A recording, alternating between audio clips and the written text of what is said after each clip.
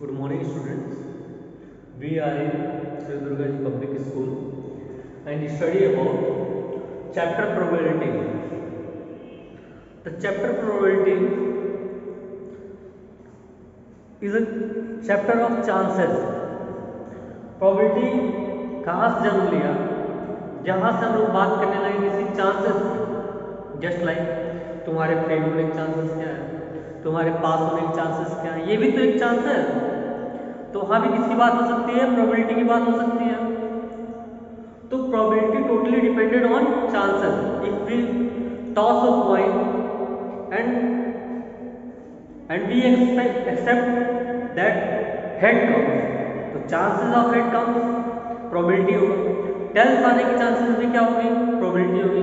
एक dice role किया, six आने की चांसेस, सिक्स आने की प्रोबेबिलिटी। इसका मतलब जब तक हम लोग के अंदर अनसर्टेनिटी होती है, अनसर्टेनिटी मतलब अभी हम लोग को कुछ पता नहीं है कि क्या होने वाला है, बस हम लोग उसका अनुमान लगा रहे हैं, वहां पे बात होगी किसकी?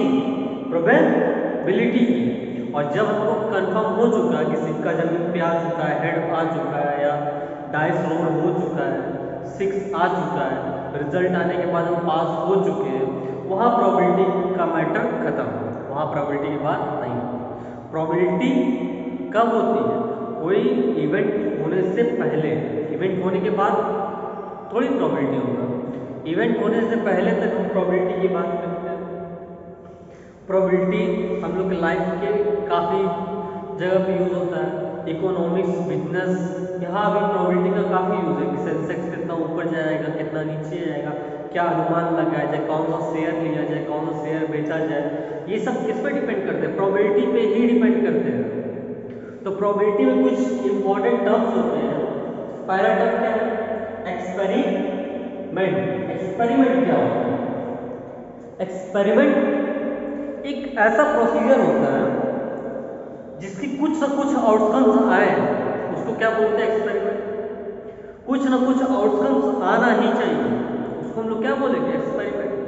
जैसे लैब में अगर आप केमिकल लैब में कुछ किसी दो सब्सटेंस को मिलाते, कुछ ना कुछ तो होगा, कोई ना कोई आउटकम्स आएगा।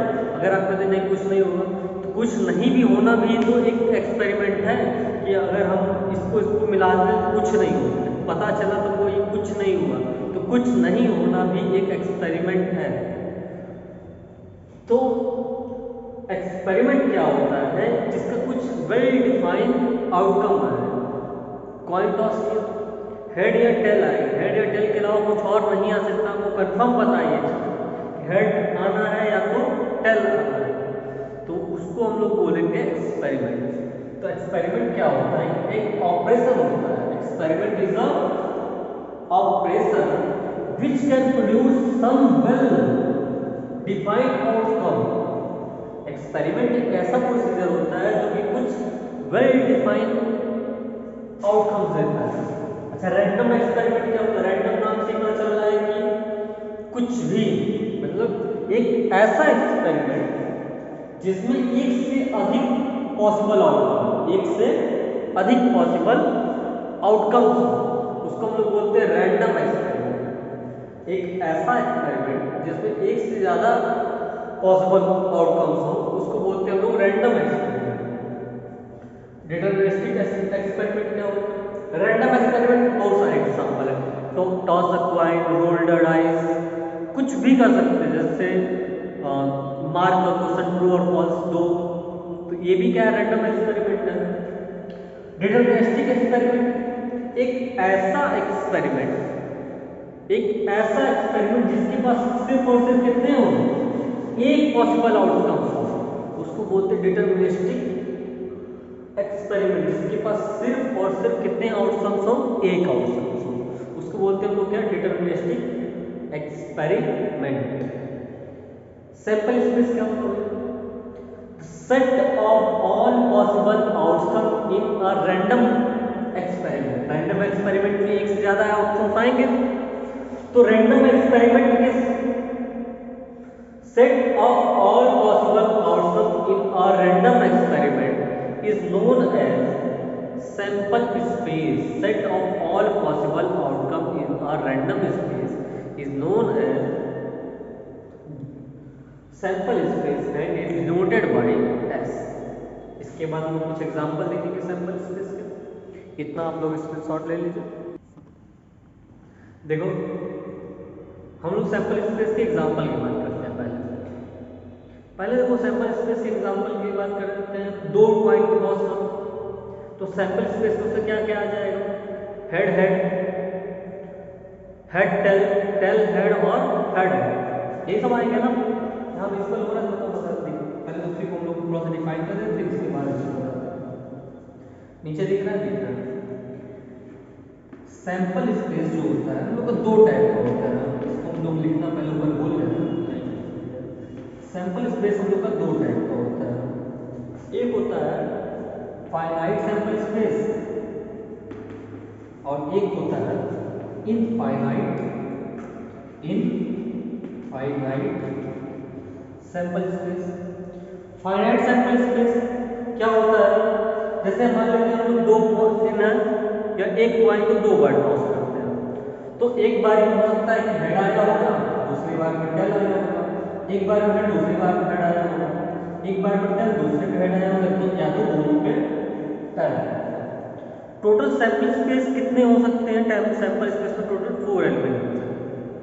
अच्छा, लेकिन हम बात करें ऐसे तो कि हम लोग पॉइंट को तब तक टॉस करेंगे जब तक क्या ना आ जाए, टेल ना आ जाए। Tossing point while tail not comes. तो हो सकता है सैंपल स्पेस में से पहली बार में टेल आ जाए, सैंपल स्पेस खत्म एक एलिमेंट से। हो सकता है पहली बार में टेल ना आ, दूसरी बार में हेड, पहली बार में हेड और दूसरी बार में टेल, तो दो एलिमेंट हो जाएंगे। हो सकता है कि इसके अंदर ये भी हो जाए, हो सकता है ऐसा भी हो जाए। तो ये सीरीज हमको नहीं पता कब तक चलती रहेगी, ये चलता ही रहेगा। इसलिए सैंपल स्पेस जब इनफाइनाइट हम लोग डिफाइन नहीं कर सकते हैं कहां तक जाएगा, इसको बोलते हैं sample space having infinite elements and sample space having finite elements. Okay, तो ये बात है सैंपल स्पेस। अब देखते हैं इवेंट क्या होता है। Event every subset of sample space is known as event and is generally represented by e। मतलब S का हर एक सबसेट S का क्या कहलाएगा? इवेंट कहलाएगा। जैसे कि बात करते हैं रोलिंग डाइस, 1 2 6 आए, 1 2 3 4 6, 1 2 3 4 5 6। और हम लोग जब इवेंट की बात कर रहे हैं, rolling a dice and getting a odd number पाने की जो प्रोबेबिलिटी क्या होगी, तो 1 3 एंड 5। तो क्या 1 3 5 1 2 3 4 5 6 का सबसेट है? बिल्कुल है।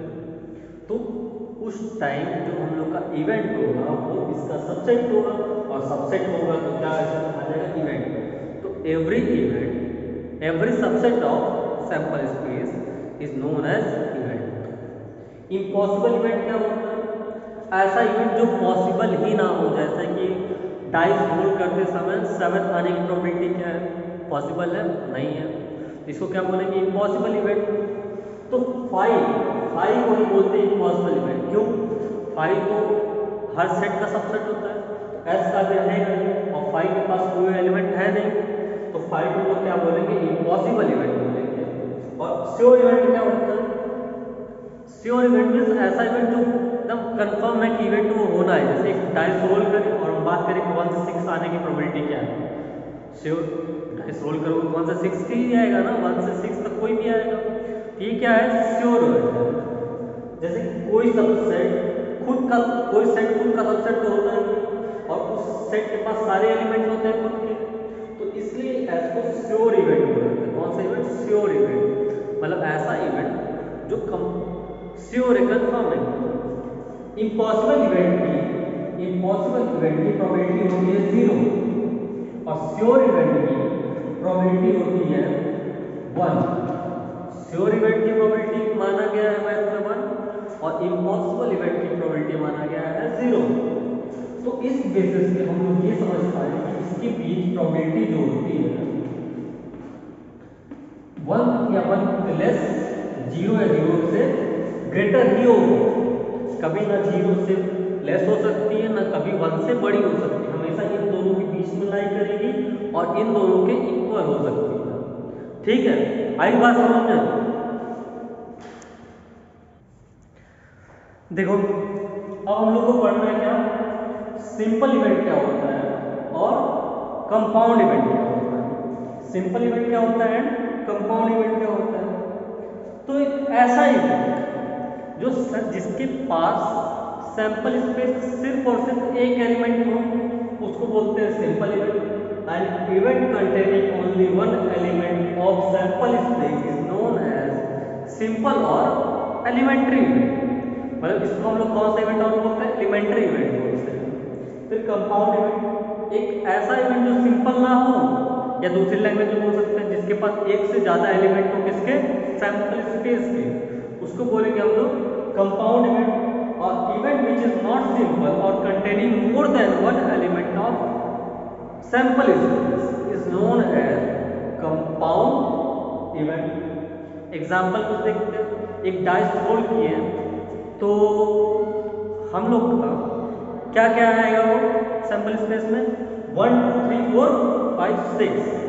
अगर इवन की बात किया जाए, कम्स ऑड नंबर 1 3 5 आ सकता है, कम्स इवन नंबर 2 4 6 आ सकता है। तीसरी क्या है, कम्स इवन प्राइम नंबर, वो क्या आएगा, सिर्फ दुनिया में एकमात्र प्राइम नंबर जो कि इवन है वो है 2। तो हम लोग देखते क्या है कि जो इवेंट फर्स्ट है उसमें 3 एलिमेंट है, इवेंट 2 है उसमें 3 एलिमेंट है, लेकिन इवेंट थर्ड में सिर्फ और सिर्फ एक एलिमेंट है। तो इवेंट थर्ड हम लोग का हो जाएगा सिंपल इवेंट, ये हम लोग का हो जाएगा कंपाउंड इवेंट, ये हम लोग का हो जाएगा कंपाउंड इवेंट। अब बात आई समझ में, एक ऐसा इवेंट जिसके पास सैंपल स्पेस का सिर्फ एक मेंबर हो, एक एलिमेंट हो, उसको बोलेंगे सिंपल इवेंट। जिसके पास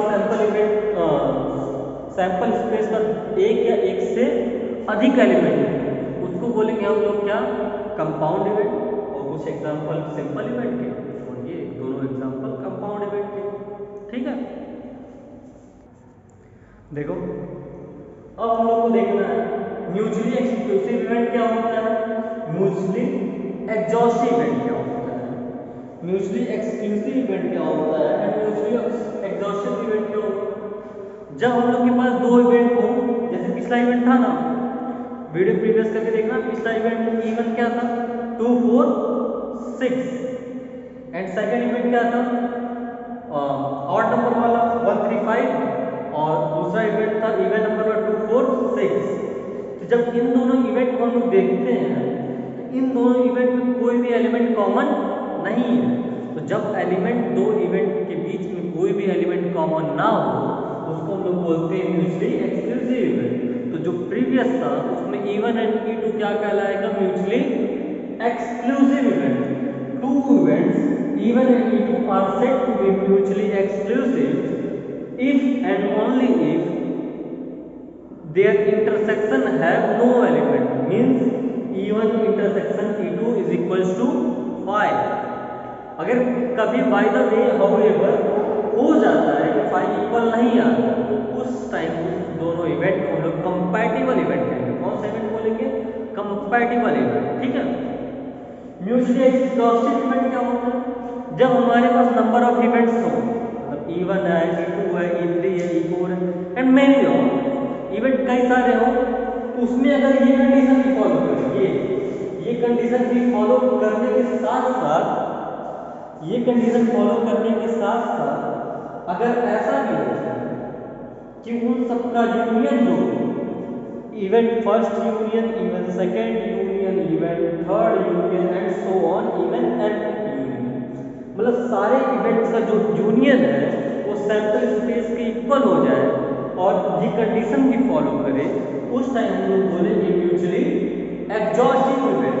जैसे पिछले इवेंट में E1 क्या था 1 3 एंड 5 था, E2 क्या था 2 4 एंड 6।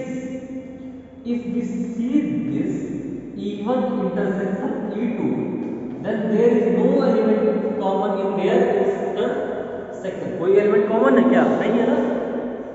अगर हम लोग इसका यूनियन लिया जाए यूनियन सबको ले लेना, E1 यूनियन E2। तो हम लोग देखेंगे कि किसके इक्वल आएगा, सैंपल स्पेस 1 2 3 4 5 6।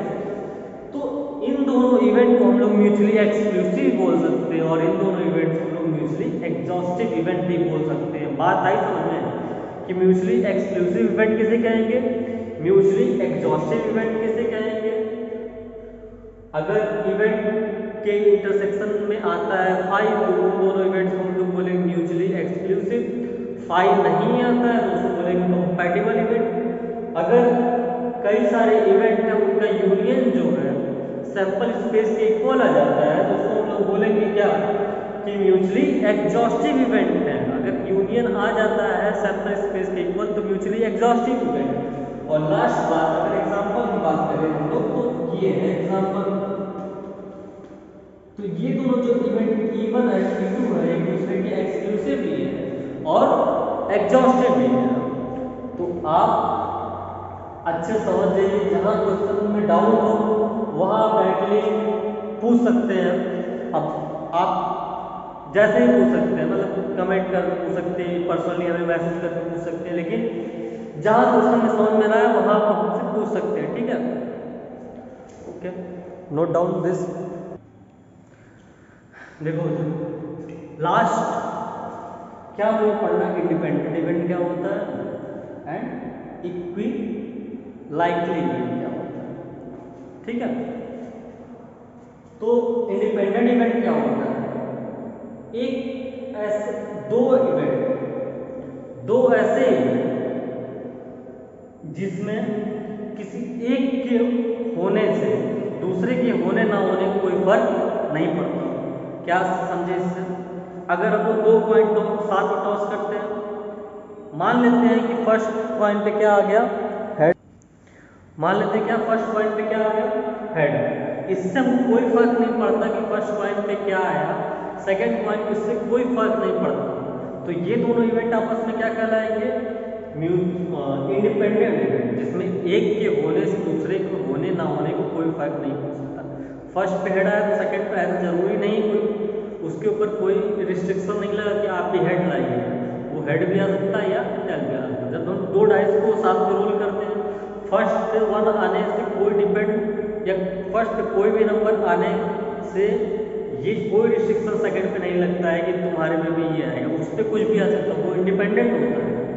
तो 2 इवेंट्स, एक E1 और E2 को हम लोग इंडिपेंडेंट तब कहेंगे अगर occurrence of one does not depend on the occurrence of other. जैसे कि अगर हम बोले कि अच्छा कोई ऐसा कंडीशन बताए जिसमें इंडिपेंडेंट ना हो, आप एक कॉइन टॉस करें, एक कॉइन टॉस करेंगे, अगर हेड आएगा तो टेल नहीं है, मतलब हेड का आना टेल प्रभावित कर रहा है,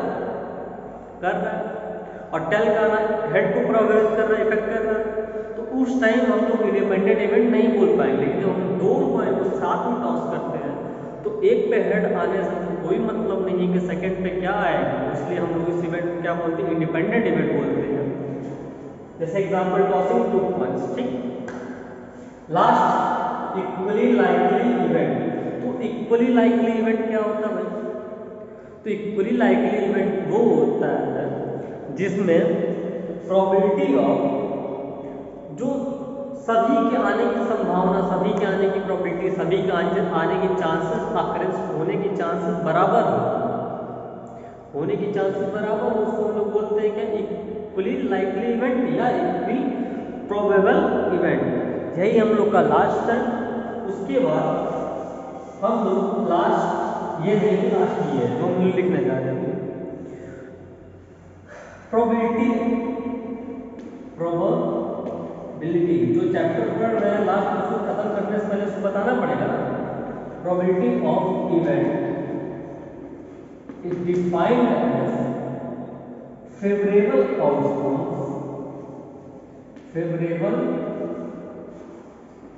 outcomes upon sample space, upon number of sample space, ठीक ना, सैंपल स्पेस। तो अगर इसको मैथमेटिक्स में लिखा जाए, mathematics PE equal probability of event equal to number of event upon number of sample space. यही हम लोग का मेन फॉर्मूला है जिससे फर्स्ट एक्सरसाइज टोटल क्या होगी, सॉल्व होगी। तो आप लोग को थोड़ा सा फर्स्ट एक्सरसाइज ट्राई करिए और देखिए कितने क्वेश्चन इस कॉन्सेप्ट से लग पाते हैं। तो थैंक यू आज के लिए।